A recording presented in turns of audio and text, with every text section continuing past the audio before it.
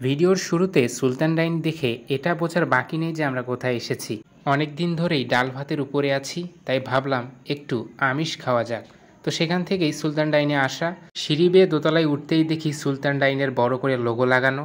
তবে খাওয়ার আগে প্রথম শর্ত হচ্ছে হাত ধোয়া, সেজন্যই হাত ধুইতেছিলাম আর একটু ভিডিও নিচ্ছিলাম। হাত ধোয়া শেষে টেবিলে এসে দেখি টেবিলে শুধু সাদা প্লেট দিয়ে রাখছে। বসে বসে কি করি তাই একটু ভেতরের ফুটেজটা নিচ্ছিলাম। দোতলায় পর্যাপ্ত জায়গা না থাকায় আমরা তিনতলায় আসছি। তো এখানে বসে থাকতে থাকতে একটু বোরিং ফিল হচ্ছিল আর অর্ডার দেওয়া হয়েছে, তাই ভাবলাম একটু সেলফি নেওয়া যাক। আমরা মূলত সুলতান ডাইনে চিকেন দম বিরিয়ানির যে সিঙ্গেল প্লেট 199 টাকা আছে সেইটা খাওয়ার জন্য গেছিলাম। তবে সেখানে গিয়ে দেখি যে সেটা শেষ হয়ে গেছে। তো পরবর্তীতে আমাদের মত চেঞ্জ করে আমরা কাচ্চি যে বাসমতি রাইস সিঙ্গেল প্লেট 299 টাকা সেইটা অর্ডার দিই 3 জনের জন্য। অর্ডার দেওয়ার 5 মিনিট পরেই আমাদের সামনে এসে হাজির হয়েছে সেই বহুল কাঙ্ক্ষিত কাচ্চি বাসমতি রাইস। আসলে এরকমটা বহুবার মোবাইলের পর্দায় কিংবা টিভির পর্দায় দেখেছি, আর সামনাসামনি কখনো খাওয়ারও সুযোগ হয়নি। তবে সে যাই হোক, এসব খাবার তো আর প্রত্যেক দিন খাওয়া সম্ভব না। হঠাৎ 1-2 দিন খেলে তেমন কিছু হবেও না। কোথায় ভাবলাম বহুদিন পর কোনো একটা ভালো রেস্টুরেন্টে এসে এত ভালো খাবার খাচ্ছি, একটু আলাদাভাবে ভালো করে ভিডিও নেব। তো এরা দেখুন আগেই সব নেওয়া শুরু করে দিয়েছে। তো কী আর করার, এই অবস্থায় একটু ভিডিও করলাম। আর আমারও একটু লোভ হচ্ছিল, কারণ এসব খাবার চোখের সামনে দেখে ভিডিও করার ইচ্ছে তেমন একটা করে না। তো ওদের নেওয়া শেষে ভাবলাম আমি একটু আমার প্লেটে নিই।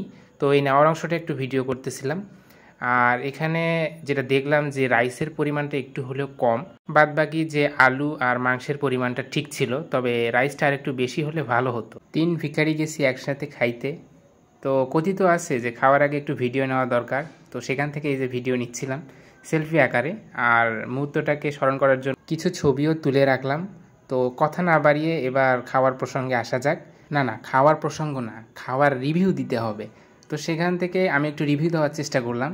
তো ভাতগুলো দেখলাম অনেক বড়, আর 2টা ছিল মাংস, একটা ছিল আলু। আর মাংসগুলোতে আঙুল দিয়ে চাপ দিতেই মাংসগুলো ঝরঝর করে খুলে যাচ্ছিল, আর মুখে দেওয়ার সাথে একটা আলাদা ফ্লেভার। তো আমি যেটা বুঝতে পারলাম যে আমার দ্বারা রিভিউ দেওয়া সম্ভব না। তো এখান থেকে বের হয়ে টিস্যু নিলাম, দেখি টিস্যুতেও সুলতান ডাইনের ব্র্যান্ডিং করা। এইটা হচ্ছে 3 তলায়, তবে আমরা বসতে চাইছিলাম 2 তলায়, কারণ 2 তলায় ডেকোরেশনটা অনেক ভালো, এর থেকেও অনেক ভালো। তো ওখানে জায়গা না হওয়ার কারণে আমরা উপরে আসছি। তো খাওয়া শেষে আমাদের হাতে একটা এরকম কাগজ ধরিয়ে দিচ্ছে। তো এটা মূলত বিলের কাগজ। বিল পরিশোধ করা শেষে নিচে আসলাম, দেখলাম যে অধিকাংশই টেবিল ফাঁকা হয়ে গেছে। তো এখন আর ফাঁকা হয়ে কোনো লাভ নেই, আমাদের খাওয়া শেষ, আমরা চলে যাচ্ছি। ধন্যবাদ সকলকে ভিডিওটা দেখার জন্য। ওয়েট, সুলতান ডাইন সম্পর্কে তো আবার প্রচলিত কিছু কথা রয়েছে, যেমন সুলতান ডাইনে নাকি কুকুর বিড়ালের মাংস দেওয়া হয়, এরূপ অনেক কথা শুনেছি।